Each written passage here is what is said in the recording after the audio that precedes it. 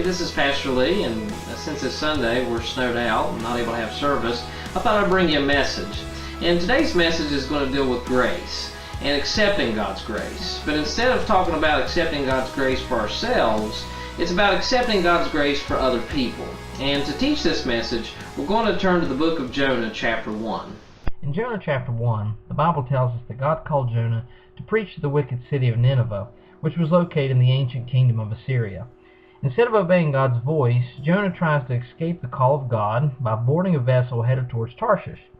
While on the boat, God causes a great storm that would have destroyed the boat had not Jonah volunteered to be thrown overboard.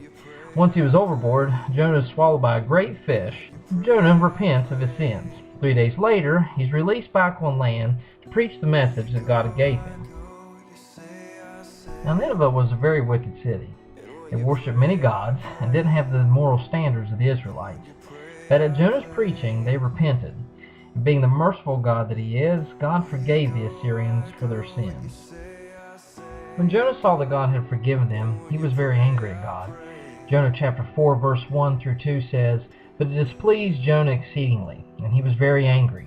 And he prayed unto the Lord and said, I pray thee, O Lord, was not this my saying when I was yet in my country?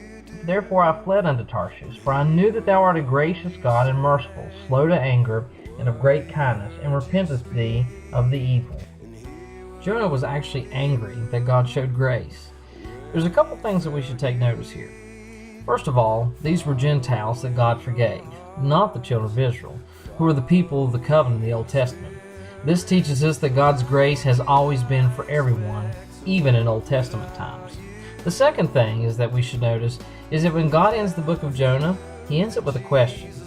He asks Jonah, "And should not I spare Nineveh, that great city, wherein are more than 600,000 persons that cannot discern between their right hand and their left?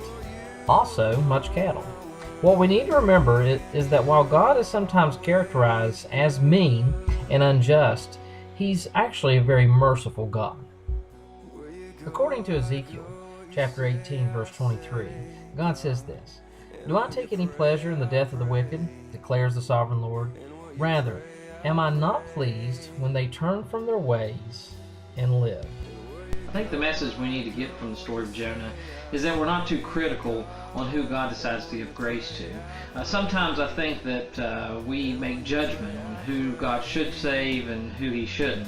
But you know what? Sometimes people would probably think that we didn't deserve the grace that was given us. And I think the other thing we have to worry about is that we don't try to hope for God to give his judgment on people that have done us harm, and we shouldn't be sitting back waiting for God to do something bad to someone who's done us wrong. In fact, we need to learn to be able to give the same grace to them that God has given to us. The other aspect of this message is that we as Christians often hope for the end of days and wonder why God seems to be taking such a long time. We must consider that when the end of days happen, it is a hope for the church, but tribulation for the world. Is it possible that God holds back his judgment because of his grace and a desire to see as many come to him as possible?